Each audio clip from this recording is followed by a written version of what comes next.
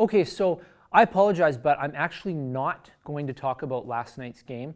Not because it was a bad loss. I am not one to shy away from talking about ugly Oilers hockey. That first period last night was flat out embarrassing. But you don't need to score on the initial shot. It's time for these guys to go. I really want to discuss the Oilers' previous game. Now, if you watch my season preview, then you know that I attended the Oilers' second game of the year in Calgary against the Flames. Now, I actually don't even really want to talk about the game itself, but how I wound up there. And I'll try to keep a long story short. A few months ago, I had a young viewer contact me and ask for some help in getting his hockey YouTube channel started. So I agreed to help him out, and I chatted with him for about 45 minutes, just filling him in on what equipment and editing software I use for my videos. I also sent him a few video tutorials that contained little tips on how to create high-quality video.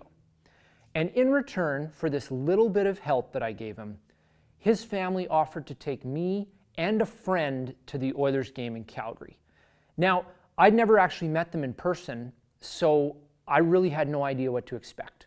You know, when you get into an unfamiliar situation like that, whether it's a blind date or meeting your significant other's parents, you really don't have any idea how things are going to go.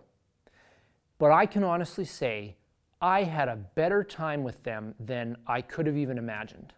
Ludwig and his son Mathis are fantastic people. I really can't emphasize that enough. They are kind, extremely generous, and very knowledgeable about hockey. And they went out of their way to bless my friend Tom and myself on Friday night. Now, at the end of the game, when McDavid came out on the ice after they announced him as the first star, I felt something I hadn't felt for quite some time as an Oilers fan. Tremendous pride. And not because the Oilers won or because McDavid dominated the game. I've talked in my videos before about how when the Oilers traded Ryan Smith, I really struggled to identify whether I was an Oilers fan or a Ryan Smith fan. And that's because he had been there the entire time that I had followed the team. And to me, he personified what it meant to be an Oiler. Aside from the fact that he has an awesome first name and incredible hair, he was also extremely passionate. He was a relentless worker. He put the team ahead of himself. He was a man of faith. As a teenager and then as a young man, I was so proud to associate myself with these attributes. I wore my jersey everywhere.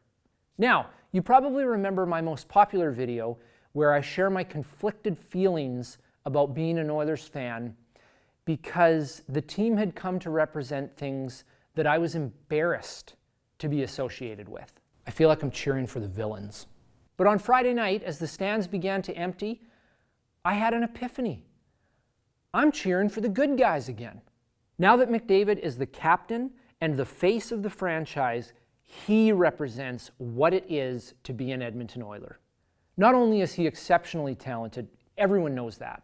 He has a great attitude, he's humble, and he has integrity. Smith did, and McDavid does too. I know this isn't important to everyone, but it's important to me.